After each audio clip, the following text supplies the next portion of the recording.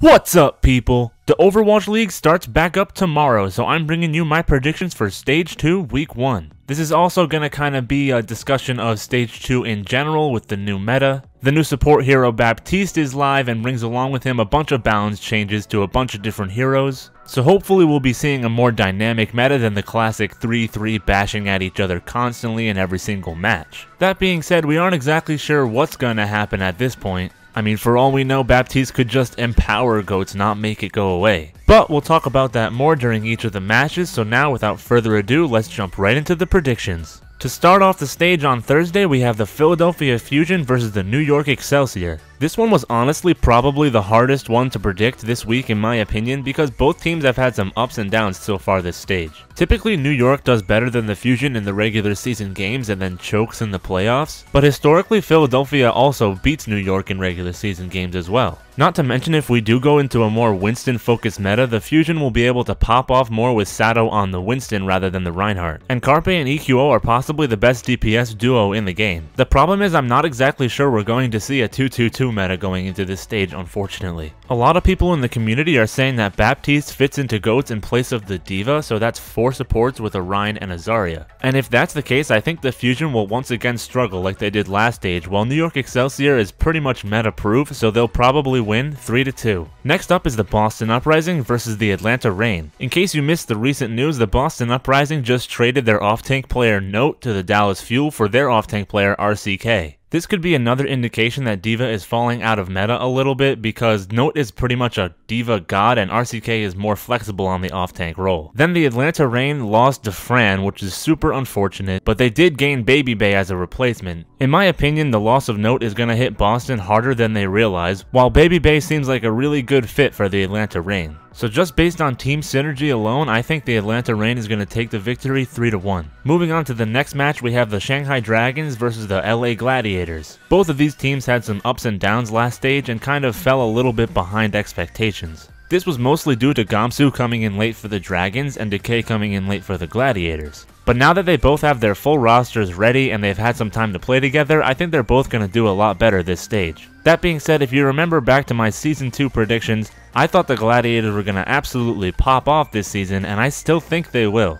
While the Dragons will be a solid team, I don't think they can penetrate the shields of LA, and I think the Gladiators will take this one 3-1. Closing out Thursday, we have the Guangzhou Charge versus the Paris Eternal. These are two teams that I feel are really hard to pin down in terms of their overall power level. Paris came in hot with 2 wins and everyone thought they were the best 3-3 team in the league, but I think the hype was way overdone and they're not actually as good as people thought. And the Charge are kind of a middle of the line team. They win some, they lose some. It's really hard to say exactly how good they are. Hotba has been a standout player for Guangzhou and he seems to be pretty flexible, so I think as the meta changes they might have a little bit of an advantage. But at the same time, Soon and Shadowburn are in the pocket of Paris and they could come out at any time should the meta change to DPS. Once again though, I'm not sure if that's going to happen, so I think the Charge is going to take this one 2-1 in a really close nail-biter. Going into Friday, we have the London Spitfire versus the Florida Mayhem. London choked last stage, but like I said with Philadelphia Fusion, if Winston becomes a bit more meta, we'll see Gesture on his more preferred role. The Mayhem, on the other hand, in my opinion, are the worst team in the league right now going into the next stage. So I don't see them putting up much of a fight against London, and London's going to take it 4-0. Moving on to the next match, we have the Washington Justice versus Toronto Defiant. Similar to the last match, I think this one is going to be pretty one-sided. Toronto is easily a top 18 while the Justice is easily a bottom 2 team. I think the Defiant have much better role coverage and just more consistent gameplay in general. In my opinion, the Justice are going to have to make some big trades if they want to be competitive in the league right now. But this one's another 4-0 for the Defiant taking down the Justice. Then we have the LA Valiant versus the San Francisco Shock. And this is really unfortunate for the Valiant because this is their only match this week and they have to play against the Shock, which is like top 2, top 3 team. These guys literally just cannot catch a break. I've said it over and over again on my channel, the Valiant is not a bad team. But at the same time, you can't overlook an 0-7 record in a stage, like that's just unacceptable. I think at this point it might be a morale issue and playing against the Shock in their first match this stage is not going to help at all. It also might be a Custa issue, but hey, if there is quad support in the meta, maybe we'll actually see Custa get some good playtime. Either way, the Shock has more than enough talent to take down the Valiant, and they're gonna win 3-1. Then ending off Friday, we have the LA Gladiators versus the Seoul Dynasty. Somehow these two teams always seem to put on a great match when they play each other. And especially with Fissure being traded over to the Dynasty, it's going to be an intense match and I'm super excited for it. Both of these teams seem to finally get their footing towards the end of the last stage, but Seoul's performance in the playoffs against NYXL as well as their display of depth makes me think that they're going to take this one 3-2. Moving on to Saturday, we have the Florida Mayhem versus the Philadelphia Fusion. I've already talked about both of these teams, so it should be pretty obvious who I think is going to win. I don't expect any kind of upset here. I think the Fusion are just going to take it 4-0. So not only is the Florida Mayhem the worst team in the league in my opinion, but they're going to start Stage 2 off 0-8 in maps. Then we've got the Toronto Defiant versus the Boston Uprising. This could potentially be a close one because I'm not really sure how RCK is going to do with the Uprising, but I have a feeling it's not going to be as good as Toronto's consistent roster. I get the feeling that Sombra is going to be meta in this patch, and Boston doesn't have as good of a Sombra game as the Defiant does. I could be wrong, but I think Toronto is going to take the win 3-1.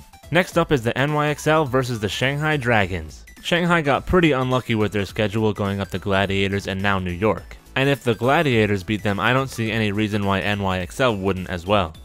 Not that wins are transitive in the Overwatch League or anything, but NYXL is just super consistent in the regular season and I don't see them losing a map here. They're gonna win it 4-0. For the last match on Saturday, we have the Chengdu Hunters versus the Paris Eternal. And I think if any team is gonna benefit from a possible DPS meta, it's Chengdu. They already played DPS comps pretty regularly in Stage 1, so if they have the opportunity to keep doing that, they definitely will. I've heard some speculation that Baptiste performs really well alongside a Mercy, and that would only serve to power up a strong Pharah like Jinmu on the Hunters. But we can't count out Shadowburn's Pharah on the other end of the spectrum either. Plus, if Soon is able to play Widow, he might be able to shoot Jinmu out of the sky with no problem. So I think this might be actually one of the most exciting matches of the week, and at the end of it all, the Hunters are going to come out victorious 3-2. Finally, on Sunday, we have the San Francisco Shock versus the Guangzhou Charge. Both of these teams have pretty full rosters, so they're ready for any kind of meta change, really. But like I said before, the Shock is one of the best teams in the league right now, and the Charge are kind of middle of the line.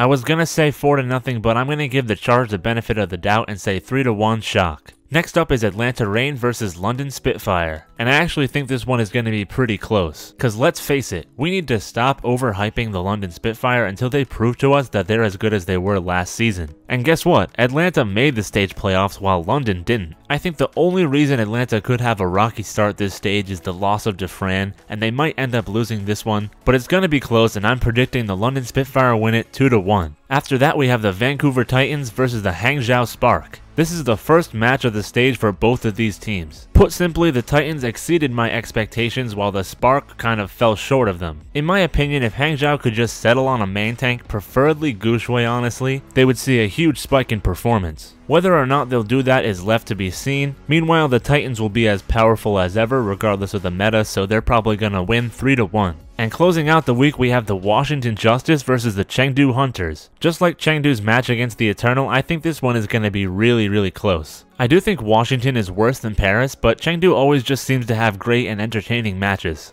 I mean, when they lose pretty hard, but when they win, it's always a nail-biter. And I don't think this will be any different. It's going to be 3-2 for Chengdu. And that'll wrap this one up. We're getting pretty close to the 10-minute mark, so I don't want to ramble on any longer. Let me know what you think of my predictions in the comments below. Drop a like if you enjoyed the video, and be sure to subscribe to join the Tang Gang. I wish I could upload more on this channel, but I do have a full-time job, so sometimes it's hard to find the time to make content. If you're looking for more videos about the Overwatch League, check out my friend ATP's channel. I'll link it down in the description. He makes awesome content and uploads pretty much daily, so head over there, drop a sub, and make sure you let him know you got there from Tangy Nacho. Anyway, that's all I've got for now, so until we meet again, later people!